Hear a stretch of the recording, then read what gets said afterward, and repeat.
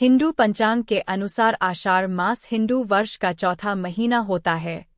इस महीने की समाप्ति के बाद वर्षा ऋतु प्रारंभ होती है। धार्मिक रूप से अमावस्या तिथि को अत्यधिक महत्वपूर्ण माना गया है।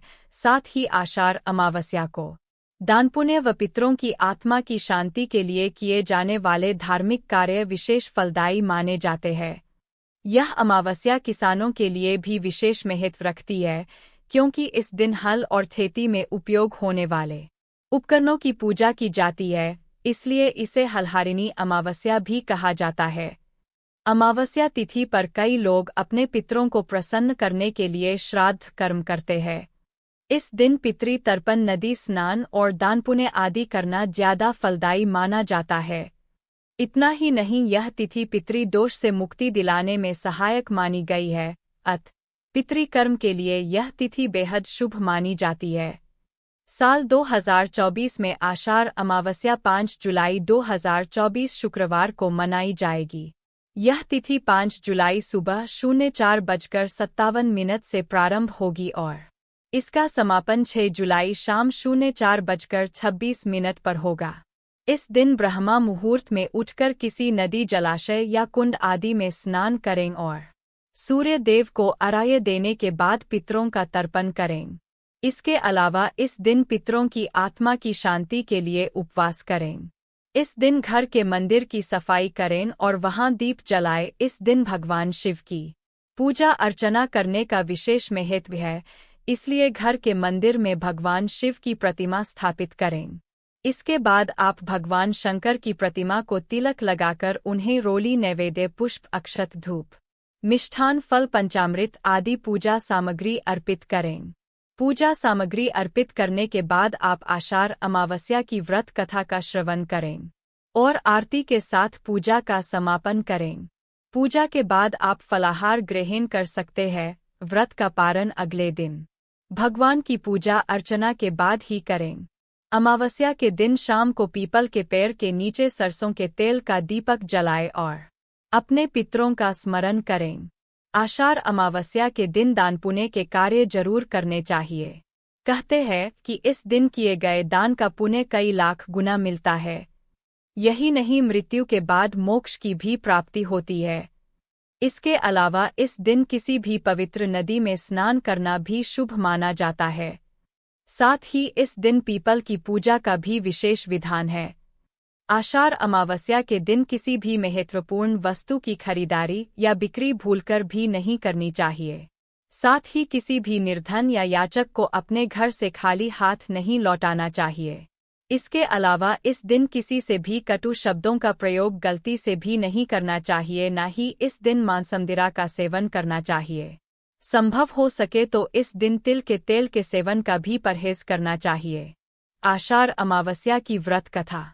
एक समय की बात है, एक ब्राह्मण अपनी पत्नी के साथ रहता था।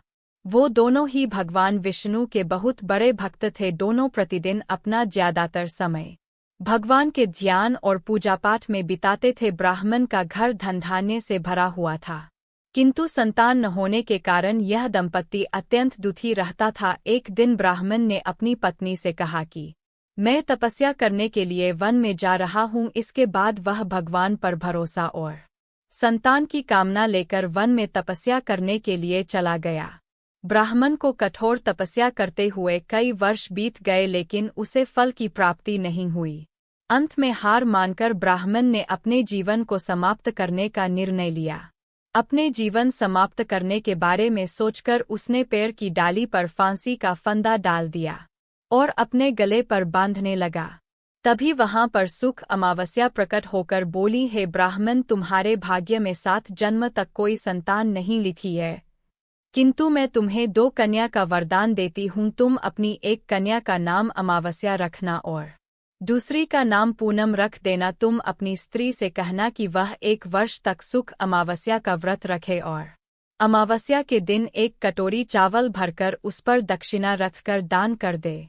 सुख अमावस्या की बातें सुनकर ब्राह्मण घर आया और ये पूरा वृतांत उसने अपनी पत्नी को सुनाया। सुख अमावस्या के आदेश अनुसार ब्राह्मणी ने व्रत रखना आरंभ कर दिया। कुछ दिनों बाद ब्राह्मण के घर 2 कन्याओं ने जन्म लिया। जिसमें से एक कन्या का नाम अमावस्या और दूसरी का नाम पूनम रखा गया। जब ब्राह्मण की दोनों बेटियां बड़ी हुई तो ब्राह्मण ने उनका विवाह कर दिया। बड़ी बहन अमावस्या धार्मिक प्रवृत्ति की थी, वह काफी समय भगवान की पूजा और धर्मकर्म में व्यतीत करती थी। इसके विपरीत पूनम भगवान को बिल्कुल भी नहीं मानती थी। बड़ी बहन अमावस्या के घर में सुख समृद्धि का भंडार था, पर छोटी बहन के घर में दरिद्रता छाई थी। जब बड़ी बहन अमावस्या को अपनी छोटी बहन पूनम के बारे में पता चला कि वो बहुत दुखी है, तब अमावस्या अपनी बहन के लिए ढेर सारा सामान लेकर उससे मिलने गई। छोटी बहन के घर पहुंचकर अमावस्या ने उसे 1 वर्ष तक सुख अमावस्या का व्रत करने की सलाह दी। साथ ही अमावस्या ने व्रत को विधि पूर्वक करने के बारे में पूनम को बताते हुए ये भी कहा कि तुम 1 वर्ष तक सुख अमावस्या का व्रत करना और 1 कटोरे में चावल भरकर उसे दान कर देना। ऐसा करने से तुम्हारे सभी कष्ट दूर हो जाएंगे और घर में सुख समृद्धि आएगी। पूनम ने अपनी बहन की बात को मानते हुए बिल्कुल ऐसा ही किया, जिसके बाद 1 साल के भीतर पूनम का घर धन धान्य से भर गया और उसके घर एक बेटे ने जन्म लिया। इस प्रकार जो भी विधि पूर्वक सुख अमावस्या का व्रत करता है, उसके घर में सुख समृद्धि आती है। अगर आपको ये वीडियो अच्छी लगी हो तो कमेंट बॉक्स में ओम नमः शिवाय जरूर लिखें और अपने इस चैनल को सब्सक्राइब करें और वीडियो को लाइक करें, हमें सपोर्ट करें। आप सभी को सुख अमावस्या के बहुत बहुत शुभकामनाएं।